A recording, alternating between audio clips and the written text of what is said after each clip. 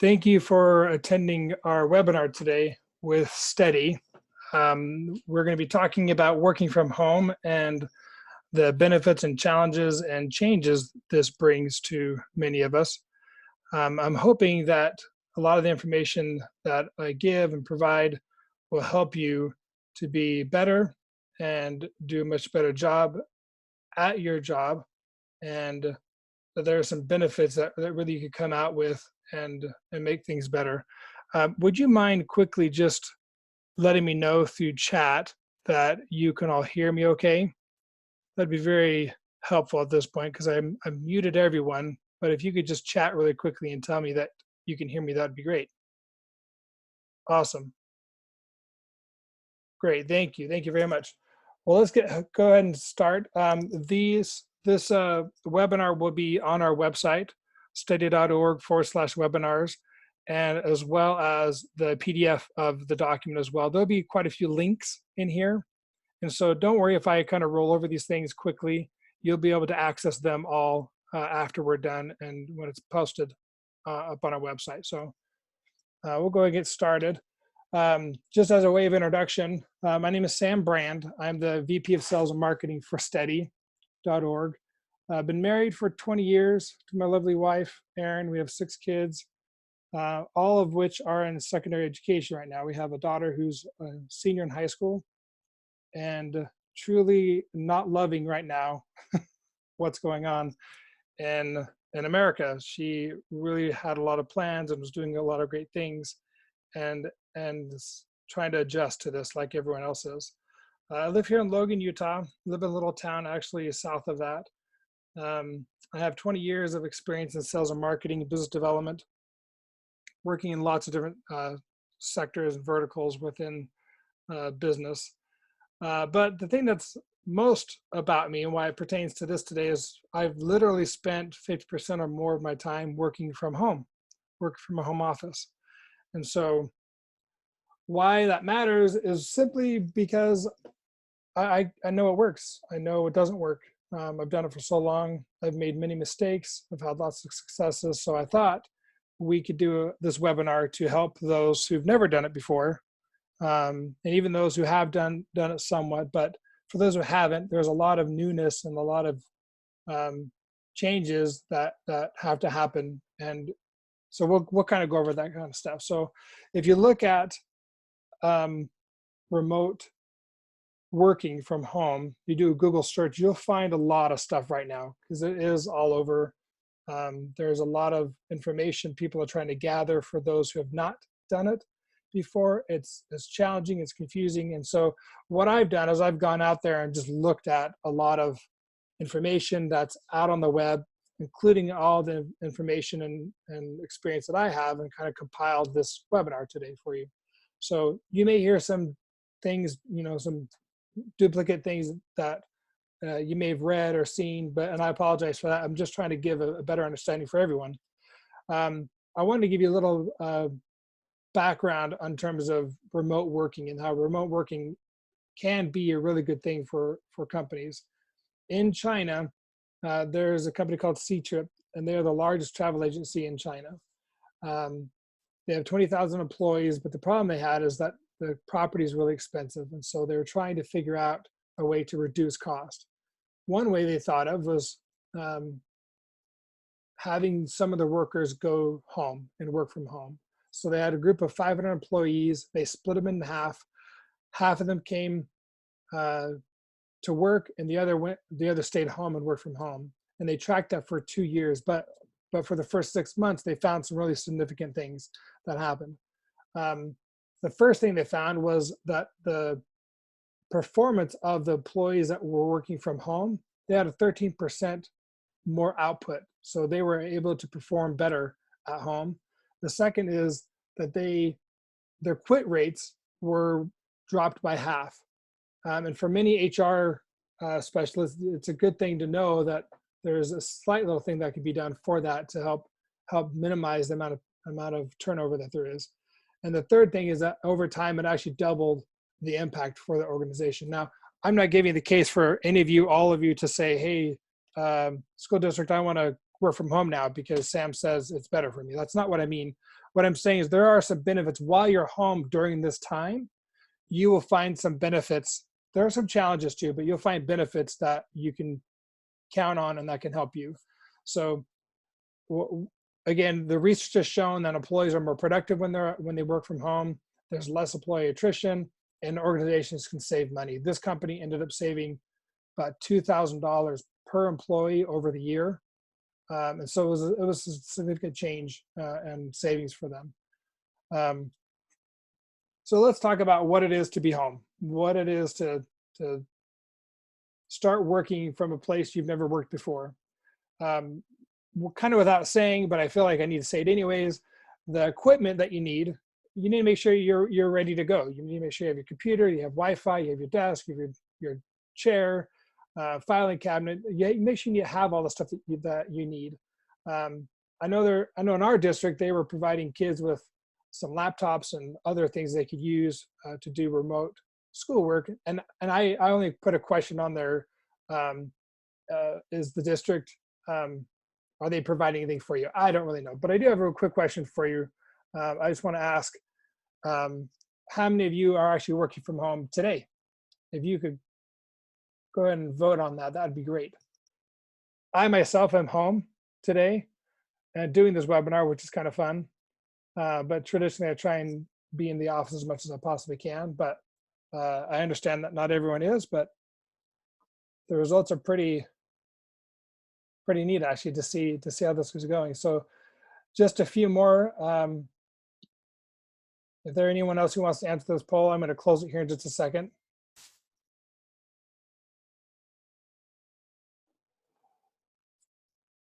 So there's the results. For a majority of us are working from home today, which is kind of what I'd expect for people who want to be on this webinar. So that's actually great. Let's move on to some of the space you have. So one of the questions, or one of the things that's really important is finding a quiet space for you to work.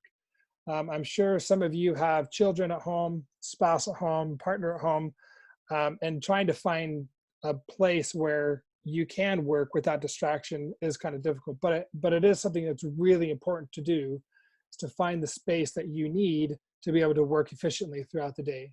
So I've worked, I've honestly worked everywhere in my home. I've worked in the living room, the dining room, the kitchen, my office. I've worked on my car. I mean, I can't tell you how many times I've been on my car doing work. So there's lots of places that you find it comfortable for you, and that'll help out a lot for you. So the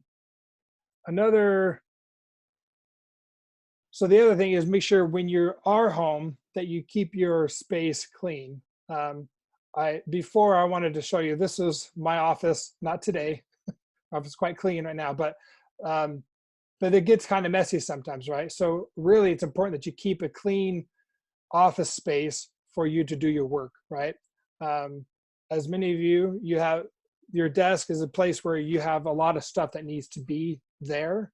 And so make sure it's clear of clutter, and it helps to concentrate and be productive at work. The other thing too is from home, make sure you have access to all of your accounts, all of your user IDs and passwords, and that's going to be very helpful. The other thing is your programs. So many of you maybe started a while ago working from home, and you may have found out that you didn't have access to some things that you normally do at the office. And so you found that it's important to try and figure out how to get access to that information. And so probably my guess is the district is giving you some kind of VPN, some kind of access to that data. The only thing I would say is make sure you keep it safe, right? So how, I do have one question.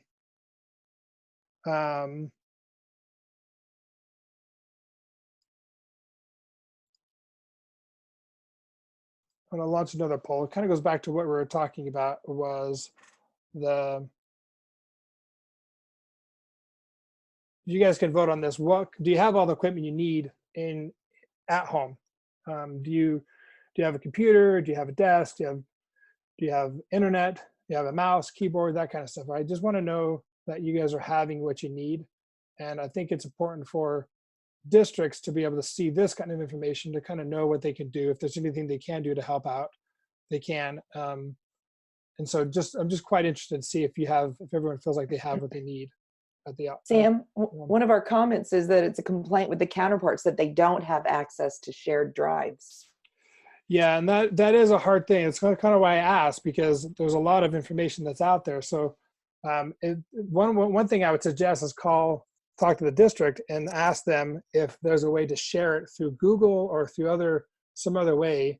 But that is a challenge when you don't have access to it. So I bring it up because I know it's there, I know it exists, and do what you can to make it possible to have the information. So Pam suggested putting it on a disk drive, right? I do have an external hard drive. It's a 4 terabyte external hard drive. It only costs like $70 on Amazon. So you may want to buy something that you can, pull the information from your computer at work and bring it to your home. Just make sure, I will say one thing, just make sure if you are pulling data from your office that your manager knows, that the IT guy, whatever the process is for taking information, make sure you follow that closely and do it in the right way according to what your district or your organization, requires. So this one, so we find that 57% of all of you feel like you have the equipment you need. 70% don't, and then the other 30 are working on it, which is great. There's a lot of things that you do need. So I imagine that there was going to be some of that too. So that's really good to know. How to be successful. So I've had lots of questions. Kind of printed out a sheet for a lot of questions. Some of the questions we had was, how are you successful? How can you be successful in your home? And there's a few things that I think are really important. And there's a lot of training you can do and you can research on this. So I'm not going to take a ton of time, but I'm going to talk about it because I think it's really vital, important for you, is make sure you're setting goals.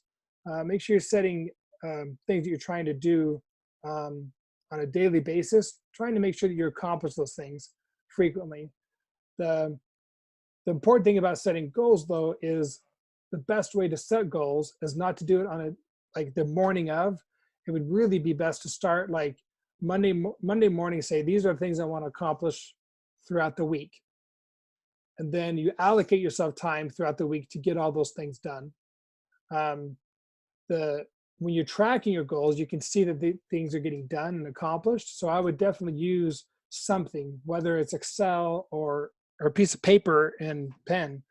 Honestly, do something that you can see, that you can check things off, that you can see that you're progressing, that things are getting accomplished. And also make sure you're protecting your time. This is a really important part about working from home. I had to, before I started this morning, before we started this webinar, my little boy Aiden, he is 8 years old and doesn't understand daddy working at home means that don't bother daddy working at home. And so he comes in, every once in a while, just comes in and I'll be on a call or whatever. And he came in literally right before we started and started chatting. He had a thing of garbage, big garbage sack, and his mouth was taped with duct tape. And I'm like, what are you doing?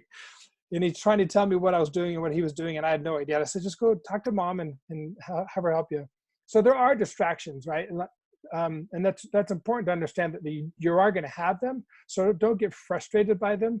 But one thing I've done when I'm working is my family knows to not bother me. They know that I'm working, I'm here, though I'm in the home, I'm still working in my office. And so I really don't get bothered too often with anyone. It's pretty nice because they really respect that. The other thing about setting goals. So setting goals, I think it's really important. Let me see if I do have a goal. I have a question for you. I want to ask. Do you guys set goals throughout the week?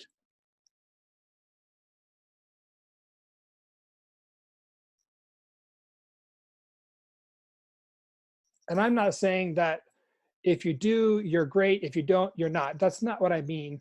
There are benefits to it, of course, but that's not everyone's style. So I understand that. But if you feel like you would like to, and you see some benefit of setting goals, and we'll talk about some of that here, then I would suggest doing it. And you don't have to go really crazy with it, you can start simple and get a piece of paper and pen and write down some of the things you want to do and just check them off. So there are some simple things to do, but I can definitely say there are some benefits to doing it.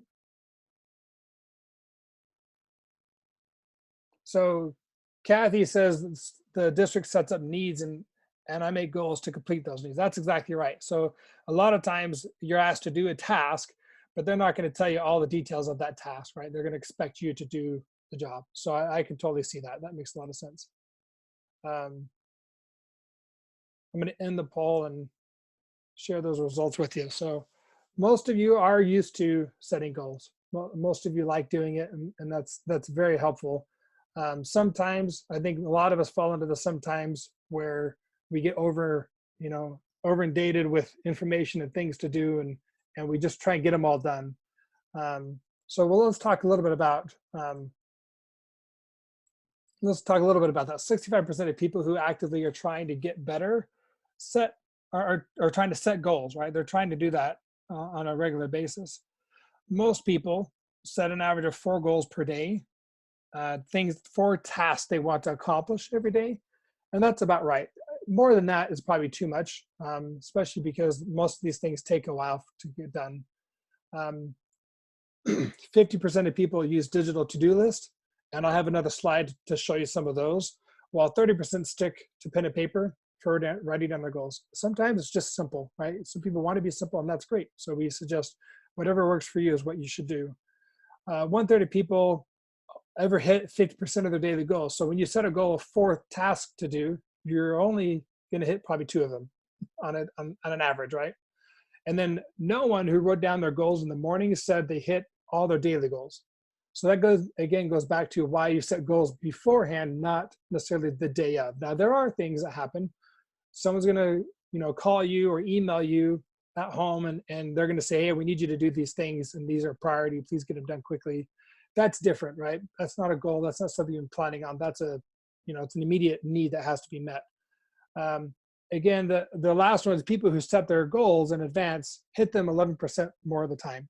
And so that's a telling thing, right? You set goals, you set objectives, and you're more likely to get them done when you set them. So here's some tracking software. I think I've used all but Monday. Well, I think I even used monday.org or .com. So all of these have different strengths and weaknesses to them. I'm not going to go into that. Again, these are hyperlinks here. So when you get these, you'll be able to access those and do your own research. They do cost money. For me, I've stuck with, not now, I have a different way of tracking things for a lot of different things I do, but mainly the Excel is a project I use quite frequently, and it's, for most of us, it's probably free through the school district. So that's a good way to use things. So Sam, one of yeah. the comments is that they don't have access to some of those links because the computers are district issued and it limits what they can do with them. So that's a great question. That's a great concern. What I would do is talk to your district and tell them, again, Excel is a great thing, and most computers will probably take Excel, but I would call your district and speak with them about that and let them know of your needs that you have while you're at home, and see if there are some ways they can work with you on getting access to some of those programs that you need. But I definitely work with them. I wouldn't try and do things on your own. Sometimes it gets you kind of forget that you're working for someone when you're at home at times. So make sure you're just following protocol, right? But you can always ask, and there may be some options for you for that. Protecting your time. This kind of goes back a little bit to what we said before, but there's some real key components to things that can help you. The setting boundaries for yourself is a really imperative part, and making sure that you have certain availability and that your time that you're working is scheduled. So when you set boundaries in your calendar, you can block out time throughout the day. If you set yourself 2 hours kind of blocks to get things done, that really helps quite a bit. And that's kind of the recommendation when you're trying to create a time frame for you to get your tasks done. block them out in 2-hour increments. And you can set them up, 2 hours throughout the entire week. You could do it, 10, 20 different times, right? And then make sure you're blocking out time to complete tasks. So if you have something particularly you need to focus on, get in your calendar and say, I'm going to work on this project right now. And you give yourself an hour or two, whatever. That's a great thing to do. The other one is, from working from home, you're going to feel like you're going to have a lot of time to just kind of relax. But you'll probably quickly learn that you don't want to necessarily, because there are people who are expecting results from you. But it is important to take breaks. Breaks are vitally important. In fact, remote workers, research has shown remote workers take more breaks at home than they do at work. And that's fantastic, right? But the other thing is, research also shows that remote workers work 10 minutes more a day than their counterparts at the office. Even though they take more breaks, they actually get more work done throughout the day. And so take advantage of it. Make sure you're taking breaks. It doesn't mean taking, hour-long breaks, but just take a break. When you have to, you have to just disengage, just stand up, go get a snack, go get a drink, wash your face off, whatever, and take a break and come back.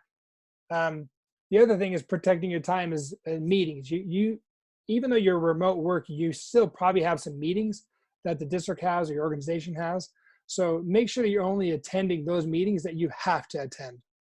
If a coworker wants to get on a web call with you and talk about sports or something, make sure you kind of protect that time. That it's not something you're just kind of wasting, but go to meetings that you need to go to only.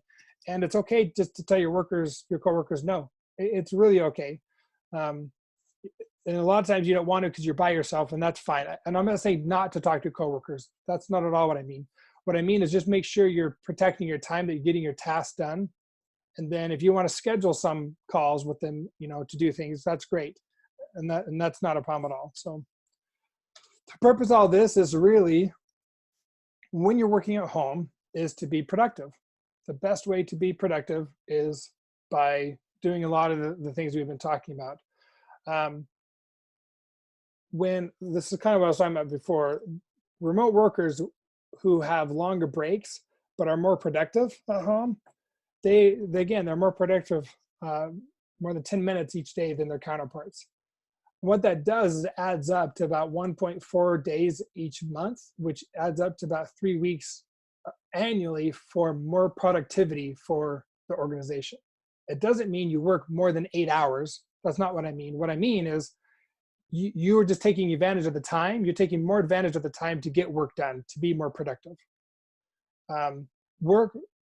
Office workers, 29% of them struggle with work-life balance.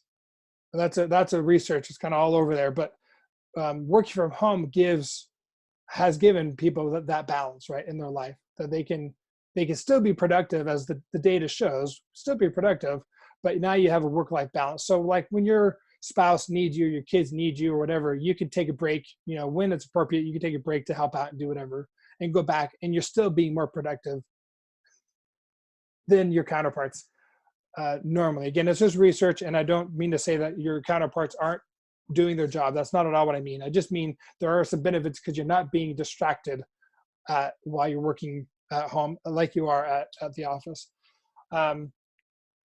Improvement of performance measurements. I do have another poll, actually. My poll is just about it's about breaks. How many of you are taking small breaks throughout the day?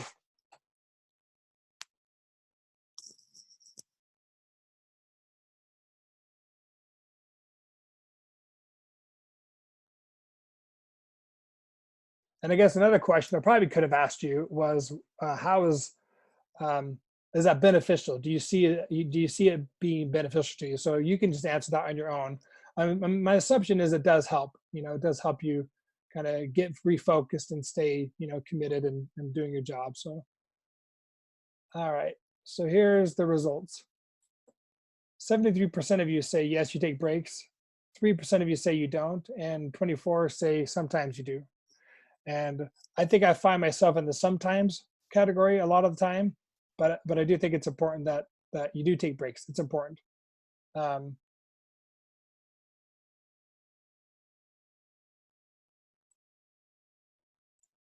we'll move.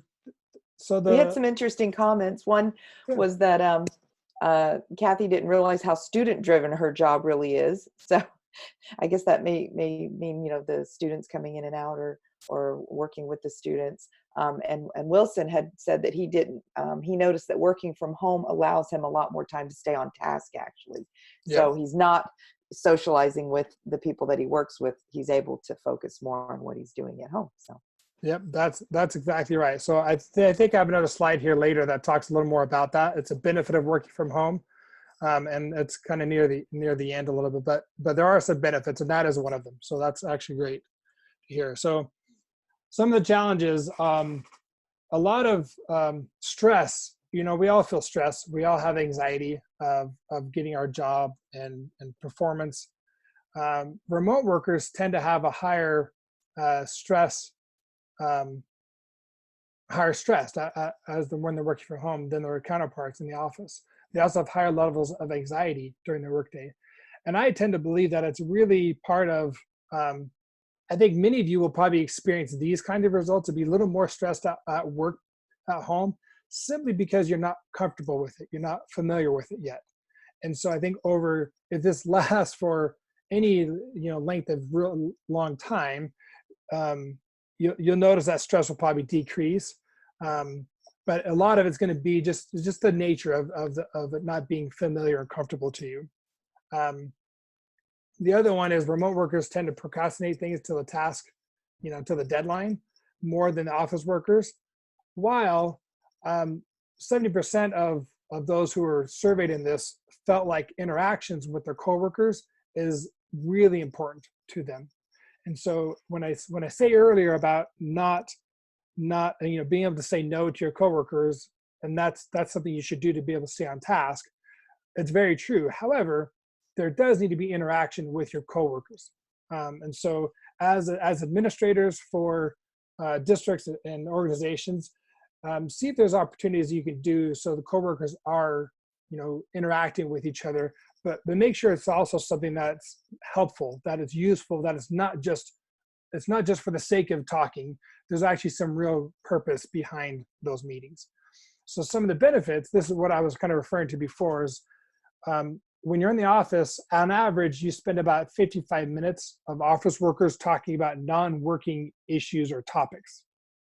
And a lot of us, I looked at the number originally, I'm like, that's not possible. But then I kind of thought about it, I'm like, that's probably possible. It's probably something like that. They're really, it's kind of the benefit of being able to work with a bunch of people, is to talk, have friendly relationships.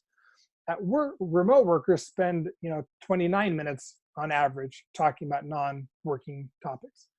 Managers, here's another distraction. Office managers, the research shows that they are talking to their employees 70 minutes each day, taking up the time, whereas when you're remote, it's about 10 minutes a day. So there's some real benefits of being home, where you can spend less time focused or less time focusing on things that don't really pertain to your job, and more time focusing on getting your job and tasks done. So that's a real benefit there. So some of the things, suggestions that I have for you is follow your employer guidelines and rules. I have a lot of suggestions, a lot of ideas of stuff, and you've seen it, you'll have access to all of them. But I have to just put a caveat on there that your district or your organization's rules for remote work supersede mine. So mine are suggestions, but if they have some defined things that they're saying to do, please adhere to those rather than mine. But if there's any administrators out there that see anything that I've been talking about, they want to implement, fantastic, thumbs up. I would strongly encourage there to be some movement within this time where we're all trying to adjust to working from home. And so if there are some things you've learned that you can change and add to help your remote workers, to help your teachers, that would be fantastic. Again, make sure, one of the things that's really important is, I learned this early in my career. I thought when I started working from home, I remember I didn't dress well. I dressed like in jeans or pajamas, or, I didn't shower or whatever. I just didn't really pay much attention to it. I just thought, I'm working from home. No one's going to see me. What does it matter? Well, It actually does. Research has shown that when you dress like you normally do going into the office, but you're working from home, you are more productive in your job at home. So I would definitely suggest, getting ready just like you normally do, shave, put on your, if you wear shirt and tie, great, or, collar shirt or dress or, whatever it is you do, make sure you do the same thing when you're working from home. It really does help you do and perform your job better. The other thing is make sure you safeguard data.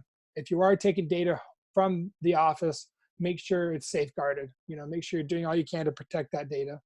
And then how to maintain equipment and software. If there's anything if you're borrowing or the school's giving you a laptop, make sure you're doing all you can to lock it down, to turn it off, to put passwords, to keep it safe. Make sure it's put someplace where no one can take it. Just stuff like that. It's really important that you follow your employer guidelines and rules. As a remote worker, I felt like what are some of the benefits I've had, and I think I want to share some of those with you. I'm gonna look at another. I do have a question though. Um, this poll here is about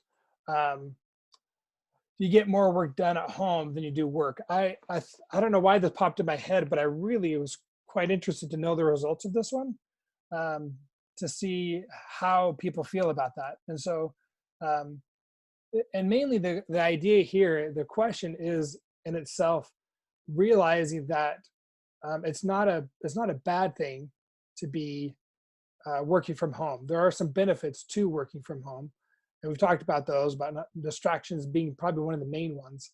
But there are some real benefits of working from home. So that is really interesting. Let me share these results with you. One of our managers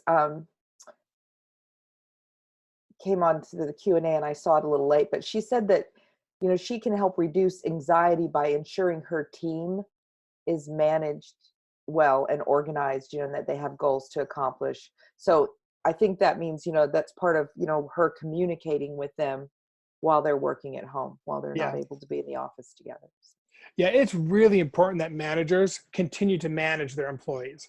Um, Employees could feel like, oh, no one's over my shoulders now, and not that they necessarily need to feel that way, but they may be a little more relaxed. But as a manager, your goal from a manager would not be to make sure they're working right with an iron fist. That would not be the objective. The objective would be make sure they're getting their task and goals accomplished, right? Make sure that they're getting the same support that you gave them when they were in the office.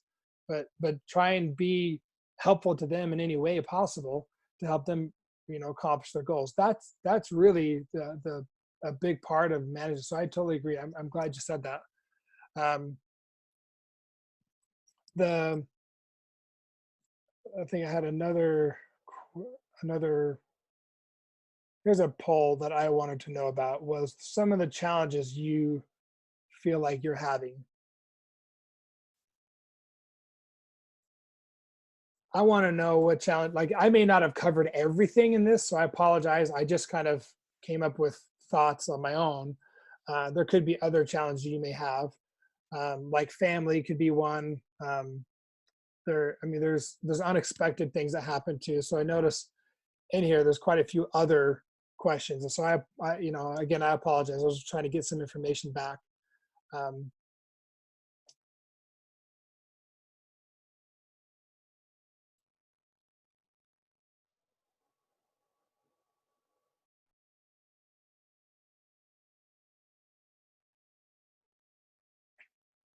so it's really interesting to see a lot of it is being distracted, and I can definitely see that there's a lot of that. And then the other one is other. I would love for those of you who said other, would you mind in the chat expressing what that other is? I would love to know, and I apologize for not having ability for you to write that in, but if you could just write in the chat what your other challenges are that you have from working from home, that would be very helpful, I think, to the group.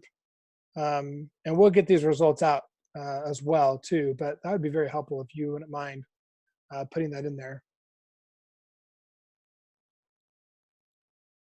there's still results are still coming in. So I don't want to quite end it yet because I think this is kind of an important part of for all of you of what you're all feeling and what are some of the distractions and challenges you're facing. I think that's an important part to know. One, to know that you're not alone, that everyone kind of, has the same issues, right? Or similar issues to you. And two, it helps you realize that there may be some things you could do to offset that, to change that, right? That challenge you're having. And so, One um, one thing, Sam, that wasn't on your list, but some people say that the internet that they have at home is not like what they have at work. So it's a lot slower. They don't have as good a connection. That can be a bad thing. that can be, and that is, I wish there was something I could do about that. But yeah, that is a challenge. Definitely internet is typically worse than work. That's for sure. So again, I mean, maybe if there's any information you can access that you can bring home with you that, if you're trying to access things from from the district, maybe there's some things you can just download and use. That could be an idea. But I wish there was something else I could do there for you. So you could look at like talking to your internet provider and see if they'll give you a deal as a teacher, as an education, and see if they'll give you some kind of, boost up um, your internet. My wife and I did that, and it actually cost us like $10 more a month for like double the speed. And we did that like 6 months ago. We had no idea, but it literally was like $10 a month, and it doubled our speed. So you may want to just call them and ask them. So Seems like um, there's also a problem a lot with not having access to files and things that they need, which I can understand. If the school set up that those things are only allowed to be accessed in the school on in yeah. school offices and such. Well, and this is where the changes that are happening with school districts, administrators, and the decisions that you have to make, you have to consider those things, right? Like historically, it's not been imperative, or there's not been a real reason why they need to have access to that information at home, but now there is. And so as a policy, you administrators should probably to get together. You probably already talked about this already as well, but that may be something you may want to take into consideration and see how you can provide access to the your remote workers, your teachers, and there's different ways to do it. There's VPNs that you can access where they log into the system instead of taking stuff from them. They can just access and see it. There's lots of ways that you can do that. So I would look at maybe seeing what you could do to help them access that information. It's a great question. So some of the other things, as being remote workers, I'm going to see really quickly if I have another. Oh, so here, I'm going to do another one is it's the benefits of working from home. So I was actually just kind of interested to know what benefits you have. So if you wouldn't mind telling me again some of those benefits that you feel like you do get by remote work, and then again if there are things that I didn't say, which I know that's going to be the case, if you wouldn't mind writing those into your comments as well to the chat, again that would be helpful for everyone because we'll take this information, the data, and we'll share it with everyone so everyone can see what those are. But I think it's important that you obviously see there are some benefits to it, and hoping that not only does it just like help improve performance, but what I really would like out of this discussion is that you, one, know that you can do it, and two, that you enjoy doing it, that it doesn't have to be just a burden that because of the coronavirus, because of being secluded, that you can't enjoy what you do. And I would strongly encourage you to do all you can to enjoy it, right? To really actually like doing it, because eventually you'll be back in the office. You'll be there anyways, but in the interim, do all you can to really enjoy the work and getting things done in your job. So I'm going to end this poll. There's a few more people. You want to hurry and go and answer that poll, that'd be great. So I end the poll, and here are the results of that. So a lot of people are feeling like they get more done. They don't have to get dressed up, kind of start their day, there's no commute. The 53% of you feel like there's no commute is a real benefit, and that's totally true. One of the slides that I had in there was about the benefits of not commuting, and there are some real cost savings. You can imagine if any of you have to, travel 30 minutes, 45 minutes to work every day, the benefits of, the commuter traffic and the gas and the repairs. There's some real benefits for now that will help, they'll be nice for you. So There's a good then, one. No office conflicts. yeah, that does happen every so often. My wife works for a school district here in our county, and that's one of the things she likes is not having that conflict, and that struggle that happens. So let's move on to some more of the suggestions. Research. I feel like now is a time, as you are in your home and you're working, that there's a time now to do some improvement, some self-improvement, increase your knowledge and expertise.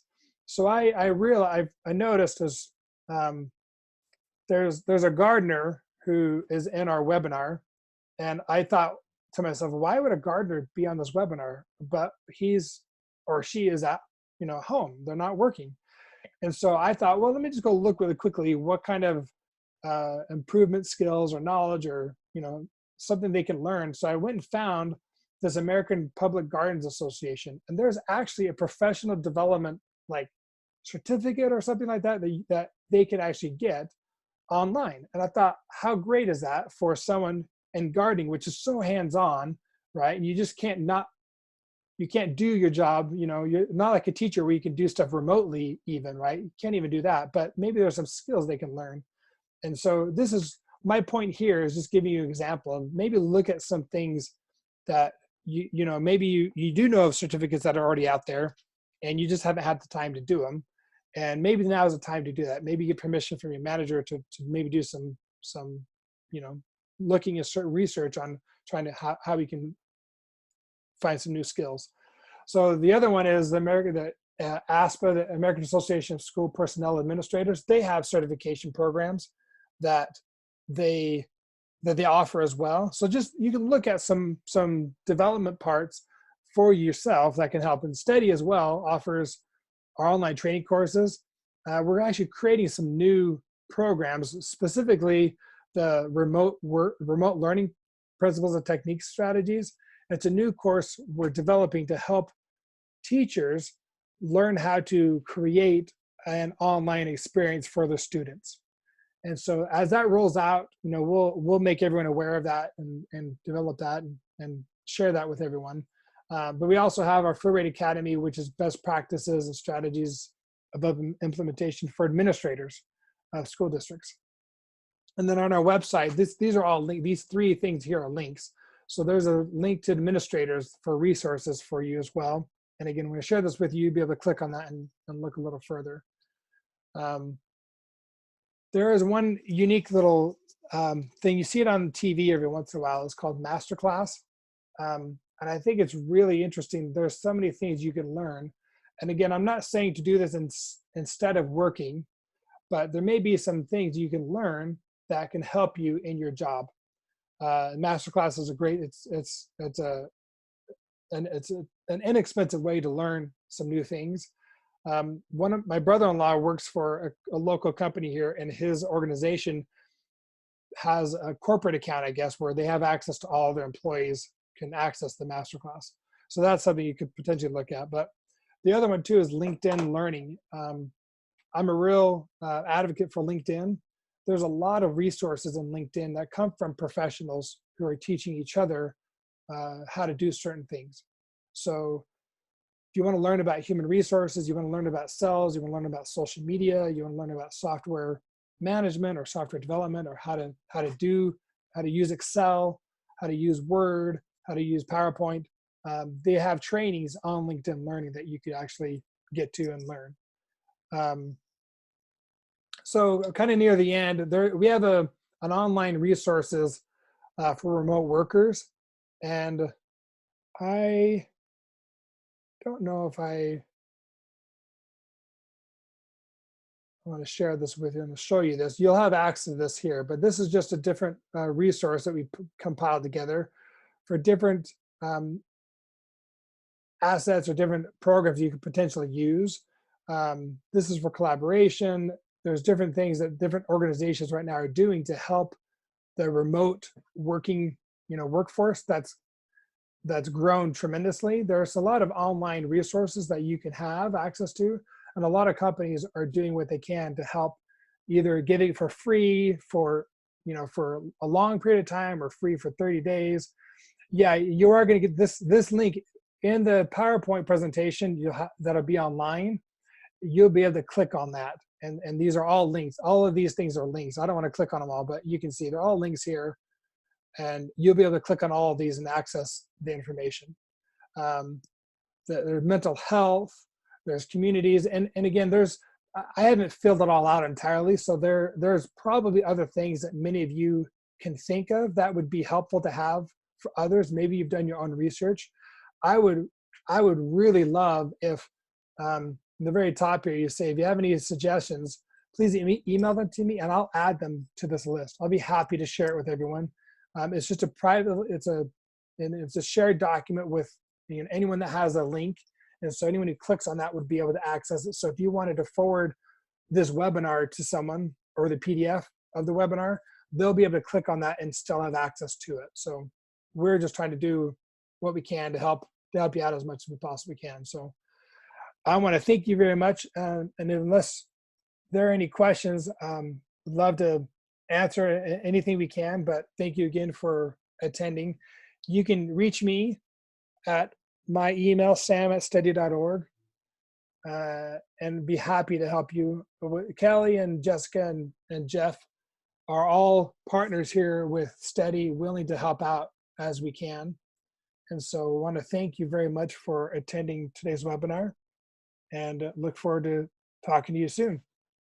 See you. Can I just add real quick? Oh, yeah. That because a few people have asked, and I think Jessica just posted again, but yeah, you can go to stedi.org/webinars to access this, and if you want to share it with other associates that, couldn't participate today or whatever, it should be up pretty quickly, at least by the end of the day.